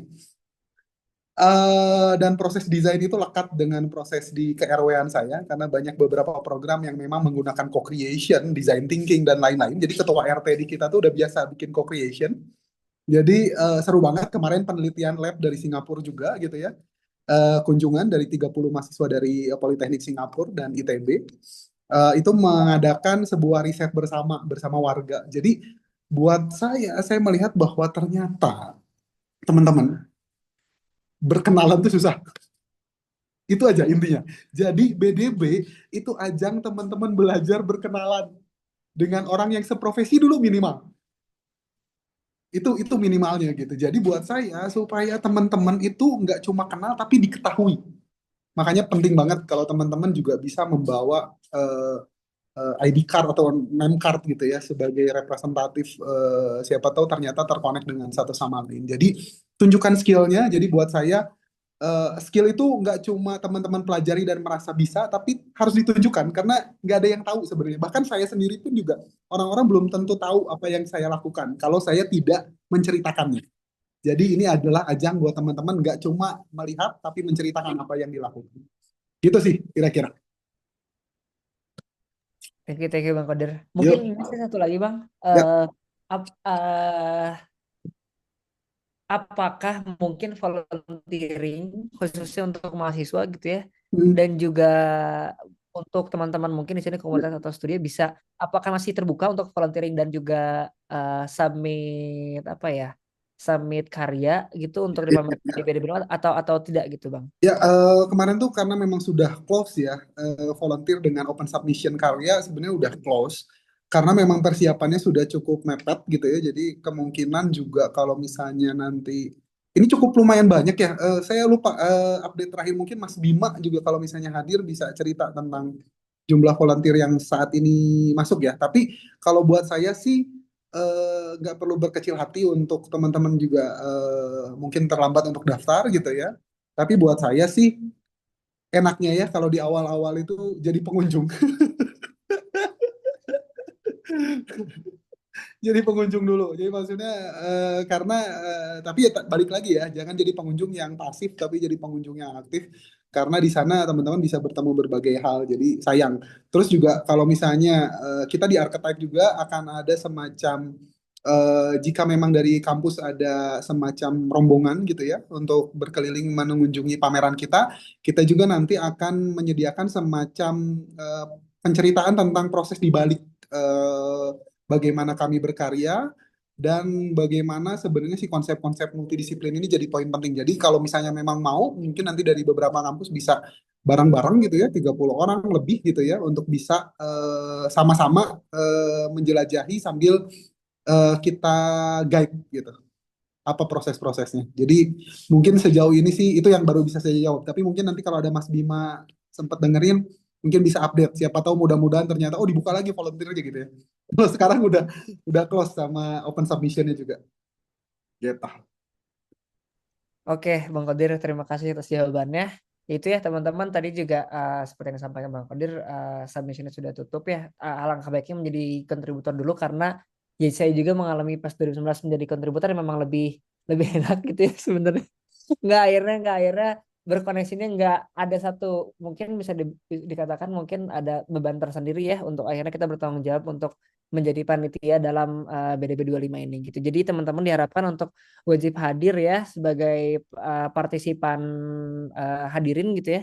Yang dimana setiap event yang diadakan oleh BDB diharapkan bisa hadir dan juga bisa berinteraksi di situ untuk mengambil ilmunya seperti itu. Baik, teman-teman, apakah ada yang sudah akan bertanya? Oh, kalau misalkan kita lihat di kolom komen belum ada lagi ya. Silakan untuk teman-teman yang pengen bertanya langsung boleh. Kalau misalkan pengen langsung spontan open mic juga boleh sih sebenarnya ya. Ya, ya. Ini Dipersilakan. ini sambil Ya. sedikit sedikit intermezzo ya. Oh iya, ya silakan. Sambil menunggu teman-teman yang bertanya. Jadi ternyata hal sulit di dunia profesi masa depan itu yang pertama adalah saat teman-teman nanti keluar dari dunia mahasiswa, itu ternyata dua. Yang pertama sulit berkenalan, yang kedua sulit membangun pertanyaan. Karena ternyata daya kritis kita tuh ternyata rendah, teman-teman. Saya sebagai pengajar pun mengakui itu ya, bahwa ternyata membuat sebuah jawaban itu lebih mudah daripada membuat sebuah pertanyaan. Bener gak sih? Iya, Karena iya, iya. Ya, karena ternyata cara berpikir bertanya itu adalah proses, kalau buat saya proses yang sangat luhur gitu ya, karena di dalamnya itu ada proses di mana kita mencoba cara berpikir holistik ya. Jadi kayak eh, apa dampak dari jawaban yang akan saya dapatkan, terus apa hubungan yang saya tanyakan dengan konteks yang saya dengarkan, gitu loh. Jadi kayak banyak-banyak pertimbangan. Makanya saya itu sebagai dosen statistik pada waktu itu ya, dosen desain dan statistik, pada awal saya mengajar, saya menuliskan sebuah surat, secarik surat yang saya tutup sebelum saya mengajar. Saya akan bilang ke mahasiswa, saya menuliskan sesuatu ya di dalam secarik surat ini, lalu saya nanti akan baca ini di akhir materi saya, yang membuktikan bahwa saya cocok menjadi dosen statistik. Lalu setelah beres mengajar, oke, saya buka ya kertasnya. Lalu saya buka kertasnya, saya tuliskan hanya 99% mahasiswa yang saya ajar bertanya setelah saya selesai mengajar. Buktikan bahwa saya salah. Ya, dan ternyata memang benar, teman-teman. Jadi hanya 1%. Jadi dari populasi networking itu jadi seperti itu, teman-teman. Saat teman-teman bertanya, networking terjadi. Dan hanya 1% dari desainer yang memang berhasil membangun networking. Silakan. Ayo teman-teman mahasiswa Ya, di iya. sini Kalau silakan. teman-teman tahu Theo ya, Theo Griffin. Iya, iya, iya, iya. Theo tuh salah satu mahasiswa yang saya paling ingat karena dia satu-satunya yang bertanya ke saya. Dan saya bilang ke dia, kamu bakal jadi sesuatu nih. Theo pasti masih ingat. Itu teman-teman, bagi yang mau bertanya silakan, tadi juga sudah dikasih case ya oleh Bang Kodir bagaimana seorang penanya itu bisa dikatakan ya lebih unggul daripada yang lain ya karena dalam proses bertanya itu sudah ada yang mau bertanya tuh langsung Bang, tadi akhirnya dikasih case. Hai, 1%. Amina, Bagus. silakan Amina, boleh langsung open mic saja ya Amina ya. Alangkah baiknya open cam juga ya seperti itu. Silakan Amina. Baik, apakah suara saya sudah terdengar? Ya, sudah terdengar jelas. Baik, terima kasih Kak atas kesempatannya. Perkenalkan, nama saya Almina Yusra dari DKV UPI Angkatan 25. Nah, yang ingin saya tanyakan itu, kan untuk BDB sendiri itu bisa diikuti oleh mahasiswa-mahasiswa desain kan. Kira-kira selain kartu nama dan apa ya, keberanian untuk berkenalan dengan orang lain, apa saja yang harus dipersiapkan bagi mahasiswa, terutama mahasiswa baru, untuk mengikuti BDB tersebut? Terima kasih sebelumnya. Baik, sama-sama Amina. Ya, pertanyaan ini mungkin ditujukan ke Bang Qadir ya. Oke, siap. Silakan Bang Qadir Langsung untuk jawab, langsung dan merespon. pertanyaannya emang pertanyaan susah ya, bagus ya. Oke, jadi apa aja sih yang sebenarnya bisa dilakukan teman-teman baru? Jadi gini ya, kalau buat saya, saat teman-teman, saya adalah desainer yang memang membuat sebuah experience design yang fokus pada bagaimana perilaku manusia mempelajari sebuah objek. Saya tuh human behavior, riset saya tentang kidal, left-handed. Eh, nah, yang paling penting teman-teman saat mengunjung pameran itu bukan berfoto dan take selfie gitu, ya, terus publish. Eh, yang harus teman-teman pelajari adalah setiap karya itu sebenarnya punya pola, teman-teman. Jadi saat teman-teman datang ke sebuah eksebisi, datang ke sebuah pameran, yang harus teman-teman pelajari adalah yang pertama adalah bagaimana proses berpikir di balik itu. Itu penting. Dan kalau teman-teman tidak mendapatkan jawaban di karyanya, bertanya. Karena buat saya, mengkritisi desain itu juga penting. Dengan teman-teman mengkritisi desain, teman-teman juga nanti akan mendapatkan insight yang lebih besar daripada hanya mempelajari dengan membaca. Nah, jadi poin penting saat teman-teman menghadiri sebuah pameran, melihat bagaimana proses itu, teman-teman coba bagaimana sih sebenarnya proses berpikir itu hingga akhirnya menciptakan si output ini gitu. Nah, itu yang harus dipelajari, bukan outputnya, karena output itu cuma hasil. Jadi semua orang bisa menciptakan output, tapi semua orang tidak bisa mengalami proses, gitu ya. Jadi penting itu. Yang kedua adalah yang paling penting adalah teman-teman juga harus mempelajari bagaimana sih sebenarnya desain diapresiasi. Jadi teman-teman sebagai desainer datang ke sebuah pameran desain atau sebuah eksibisi desain atau sebuah kegiatan desain, perhelatan desain, yang harus dipelajari adalah bagaimana masyarakat umum merespon desain. Itu yang sebenarnya jarang dilakukan oleh desainer. Jadi saat biasanya teman-teman kalau misalnya selalu setelah misalnya teman-teman melakukan pameran nih, yang jarang dilakukan adalah setelah kalian melakukan pameran, kalian keluar biarkan pengunjung di dalam. Padahal harusnya teman-teman ada di dalam pameran itu, dipelajari sebenarnya karya-karya kita itu berapa lama sih direspon. Setiap karya itu sebenarnya punya attachment, punya engagement. Nah, coba deh pelajari bagaimana orang-orang awam melihat karya. Karena bagi saya itu adalah insight luar biasa, bagaimana setiap objek itu punya daya tarik, daya pikat yang sebenarnya harus dipelajari. Nah, ini jadi kunci utama. Jadi kalau buat saya, teman-teman datang nggak cuma lihat-lihat ya dalam artian, tapi mempelajari bagaimana pola perilaku manusia datang ke dalam sebuah event design. Karena siapa tahu suatu saat teman-teman lah yang akan jadi panitia Bandung Design Biennale ke depan gitu ya, dan akan membuat sebuah event yang lebih baik dari kami. Gitu, kira-kira. Mudah-mudahan terjawab ya. Ini ada pertanyaan yang lain bicara Terjawab. bicara agensi kayaknya Mas Ardan nih kayaknya Terima bisa kasih, jawab. Pak. Olah. Oke, terima kasih Bang Kodi atas jawabannya. Tadi Amina ya, Amina sudah terjawab ya. Tadi juga sudah respon langsung oleh yang bersangkutan. Ya, ini ada Sudah, pertanyaan Kak. lagi Terima dari kasih. Raisya. Oke. Ini langsung dari Raisya. Halo Kak, perkenalkan saya Raisya. Halo Raisya, angkatan 2025. Sebetulnya tertarik dengan cerita kakak yang membuat agensi di semester 3. Kira-kira bagaimana tahapan memulai agensi sambil menjadi mahasiswa? Saya sendiri baru berkecimpung di dunia desain dan ingin menambah pengalaman Kak. Terima kasih banyak. Ya ini tadi mungkin Raisya ini berkaitan tadi sama pemaparannya Mas Ardan ya terkait tadi bikin agensi di semester 3. Mungkin baiknya Mas Ardan silakan untuk menanggapi terlebih dahulu pertanyaan Oke, Raisya. terima kasih Raisya. Salam kenal. Terima kasih pertanyaannya. Sebenarnya mah mungkin dari aku tadi bikin agensi ya waktu di semester 3 aku nemuin jawabannya itu ya lebih ke jangan dulu bikin. Karena pada masa itu waktu aku jadi mahasiswa yang namanya mungkin mahasiswa ya lagi menggebu-gebunya, terus juga pada masa itu kuliahnya masih kuliah online, terus gak ada lagi aktivitas lain, dan ya kita beda momentum gitu. Kalau momentum aku pada saat itu emang mencari kegiatan apa yang sekiranya bisa bermanfaat gitu bareng teman-teman, karena kuliahnya itu ya cuma online, terus kerjaan tugas juga ya bareng di coffee shop gitu ya, nggak di kampus karena kan area kampus juga dibatas gitu ya. Ya akhirnya terpikirlah bikin agensi-agensian gitu ya, walaupun memang secara garapannya cukup serius gitu ya, kayak ada modal untuk sewa studio offline, terus ada rencana bikin PT segala macam. Cuman ya pada intinya aku ambil kesimpulan eh sebenarnya itu tuh adalah akselerator aku untuk belajar aja sih, karena kompleks banget gitu untuk sampai bikin satu agensi yang established. Cuman ya yang bisa aku ambil lah ya untuk proses belajar aja sih, karena di dalam proses aku tuh waktu itu bikin ya ada belajar bidang lainnya gitu kayak komunikasinya, terus belajar bisnisnya juga dan segala macamnya. Nah, menurut aku sih investasi yang terbaik untuk kamu sekarang itu ya salah satunya adalah investasi ilmu gitu. Maksudnya upgrading skill dulu gitu, grow dulu.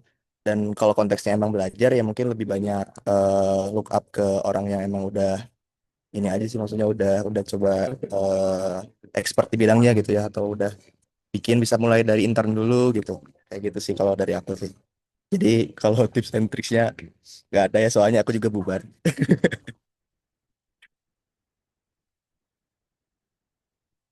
Gitu paling. Baik, Kang Adan terima kasih. Raisya, oh sudah terjawab ya.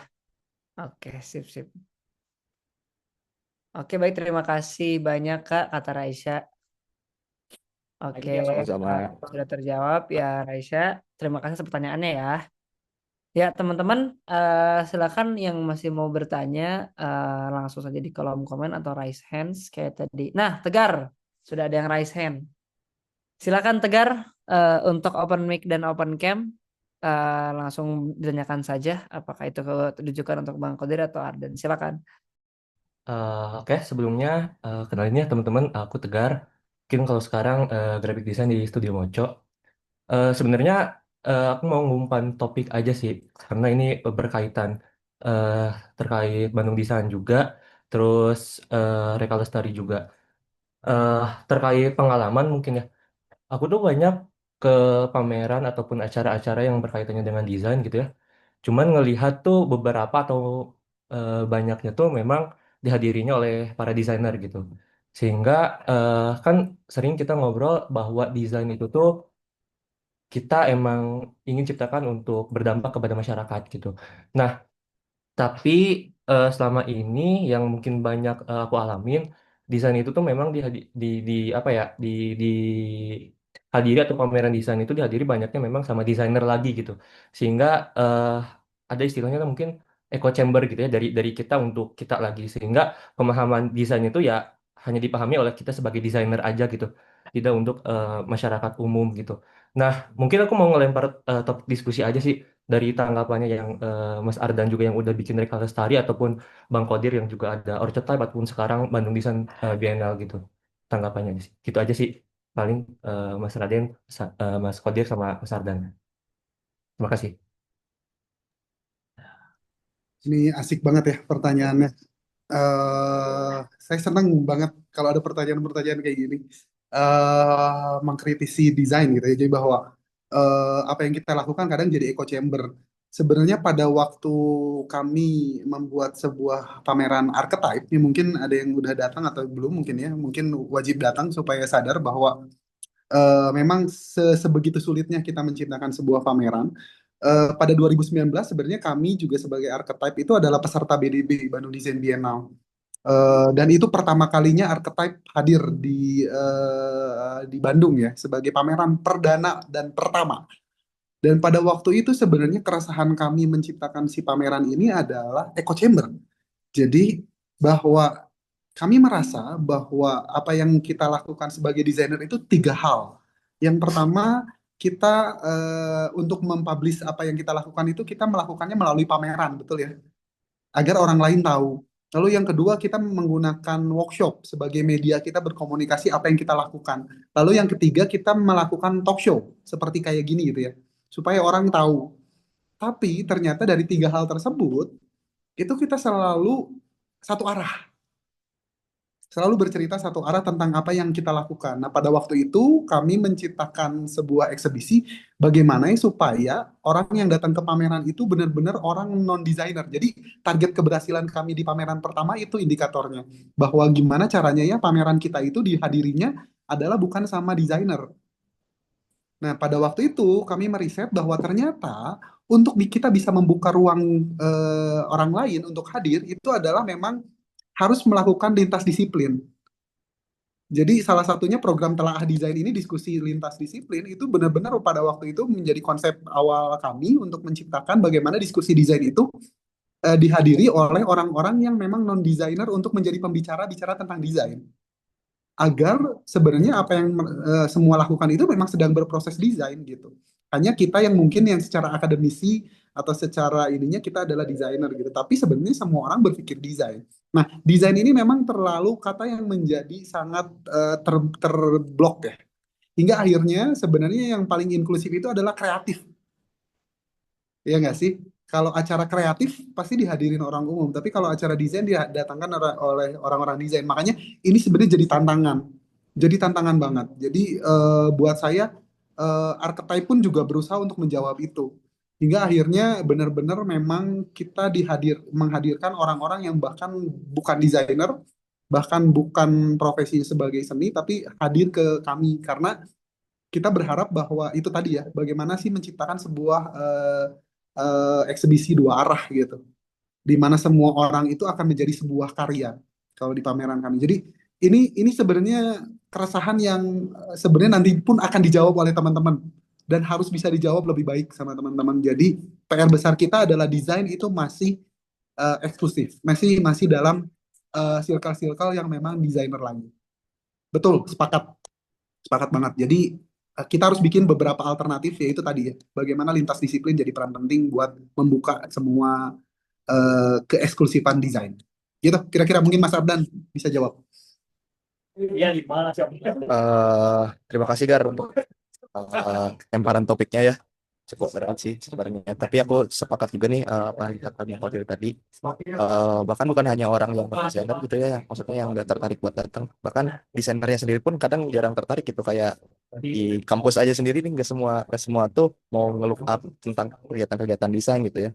Nah menurut aku mah sebenarnya ya setuju sih tadi keilmuan atau mungkin acara-acara desain itu memang terkesan sangat eksklusif gitu ya setelah aku banyak ngobrol juga gitu ya sama orang terkesan eksklusif dan juga terkadang mereka tuh bertanya juga kayak manfaat apa sih gitu yang mereka dapetin dari acara itu gitu jadi emang udah dari persepsi mereka sendiri sih kayak persepsinya itu ya acara ini tuh kurang ada manfaatnya dan segala macam ke mereka gitu dan mungkin ya salah satu jawabannya itu yang tadi mungkinnya lintas disiplin karena ya aku juga coba melakukan itu dari Kalestari dan yang aku rasakan kemarin waktu kegiatan yang alhamdulillahnya banyak banget orang yang non desain itu datang ke kegiatannya dan juga ikut mengapresiasi gitu itu rasanya lebih puas aja sih itu salah satu solusi yang selama ini baru aku dapat gitu ya mungkin kedepannya akan ada solusi-solusi lain lagi ya gitu sih paling.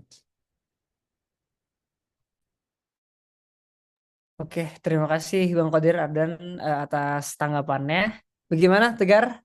Sudah cukup.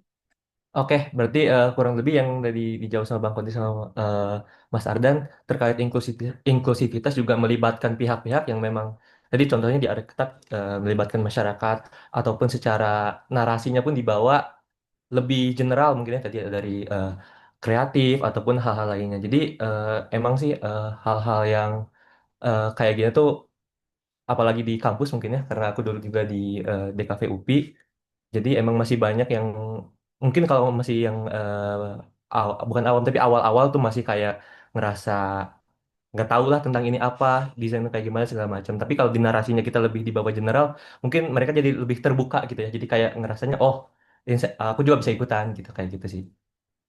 Makasih Mas Ardan sama Bang Kodir atas jawabannya. Oke, baik. Terima kasih juga Tegar ya tadi atas pertanyaannya. Eh,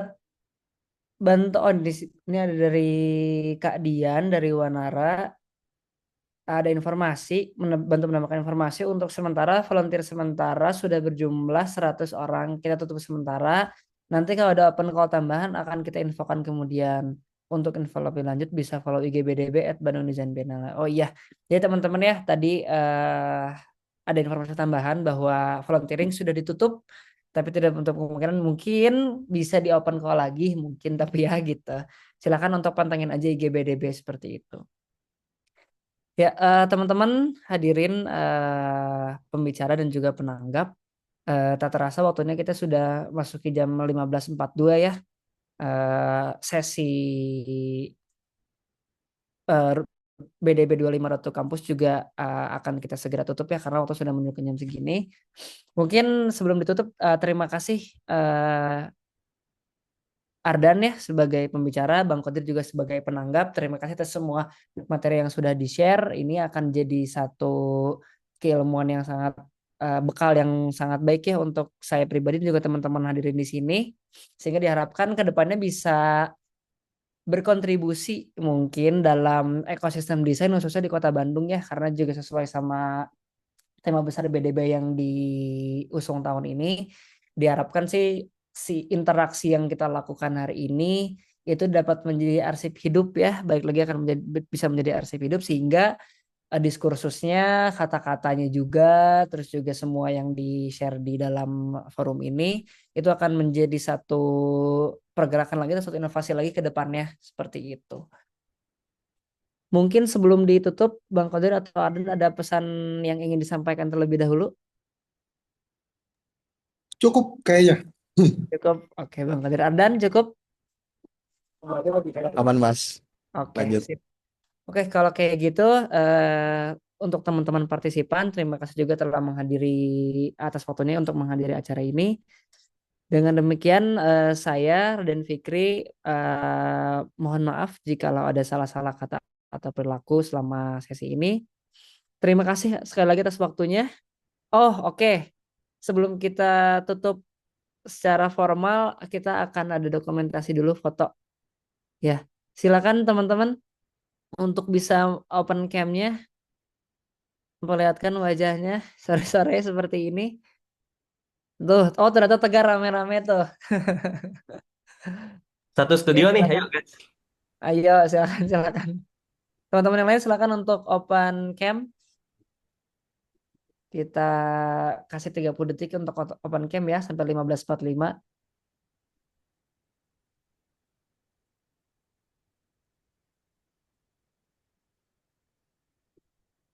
Teman-teman, di sini aku mau bantu screenshot ya untuk dokumentasinya. Ini udah semuanya. Nah, 15.45 boleh dimulai aja langsung fotonya ke Baik. Firsty. Oke.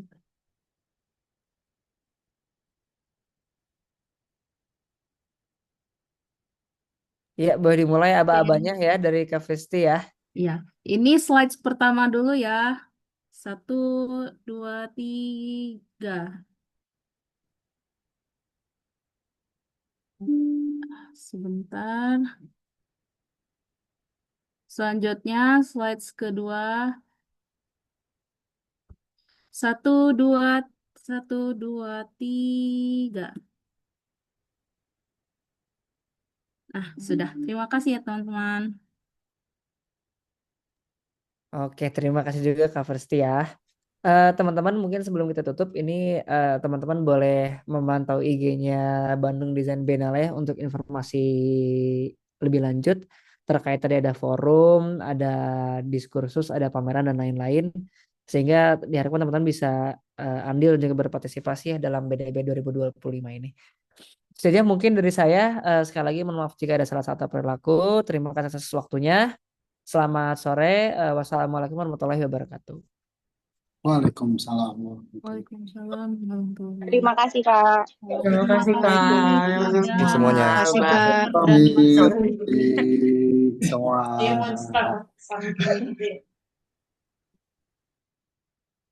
Semua.